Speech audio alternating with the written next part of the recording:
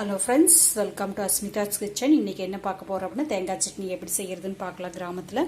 So பாருங்கள், நான் ஒரு கப் அளவுக்கு தேங்காய் பூ எடுத்திருக்கேன். அளவாக உங்களுக்கு வேணுங்கிற அளவுக்கு. அதுக்கு தேவையான மிளகாய் காரத்துக்கு தகுந்த மாதிரி, காரம் கம்மியாக வேணால் குறைச்சிக்கலாம், இல்லை அதிகமாக வேணால் ஆட் பண்ணிக்கலாம். அதுக்கப்புறம் கொஞ்சம் ஒரு சின்ன வெங்காயம் பொடிப்பொடியாக நறுக்கி வச்சுக்கோங்க. இஞ்சி எடுத்துக்கோங்க. கடலை எடுத்துக்கோங்க. வறுகடலை எடுத்துக்கோங்க. அது வந்து கொஞ்சமாக தான் இருக்கணும், அதிகமாக எடுத்திங்கன்னா டேஸ்ட்டு மாறிடும். கருகாப்பில் தலை, கொத்தமல்லி தலை, ஓகேங்க. இதோட ஒரு சின்ன பூண்டு இருந்தால் போட்டுக்கலாம். அப்புறம் உப்பு வந்து தேவையான அளவு. ஸோ இது எல்லாத்தையும் நம்ம வந்து மிக்சியில் எடுத்து போட்டுக்கலாம்.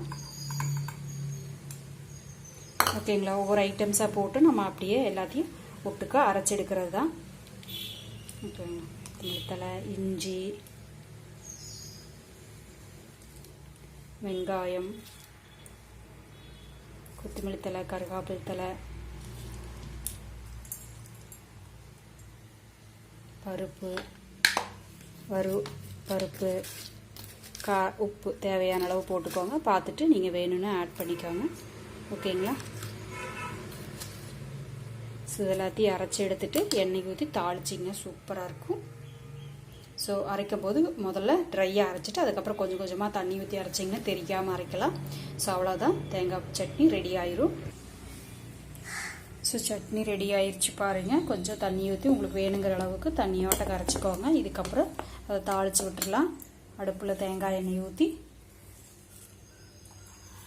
கடுகும் கடலைப்பருப்பும் போட்டுக்கலாம்.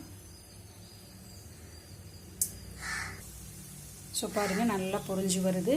இப்போ வந்து கருவேப்பிலை போட்டு ஆஃப் பண்ணிடலாம். அவ்வளோதான். ஓகேங்களா, ஸோ ரைஸ் ரெடி பண்ணிவிட்டு இப்போ எடுத்து அதை கொட்டிக்கலாம்.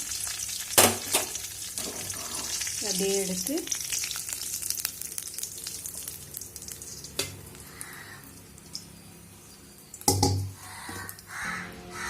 ஸோ பாருங்கள், தேங்காய் சட்னி ரெடி. இப்போ கலக்கிவிட்டு நம்ம சாப்பிட ஆரம்பிச்சுக்கலாம். இட்லிக்கு, தோசைக்கு, உப்புமாவுக்கு, ஸோ எல்லாத்துக்குமே ரொம்ப சூப்பராக இருக்குது. செஞ்சு பார்த்துட்டு கமெண்ட் பண்ணுங்கள். தேங்க்யூ ஃபார் வாட்சிங். Have a happy day.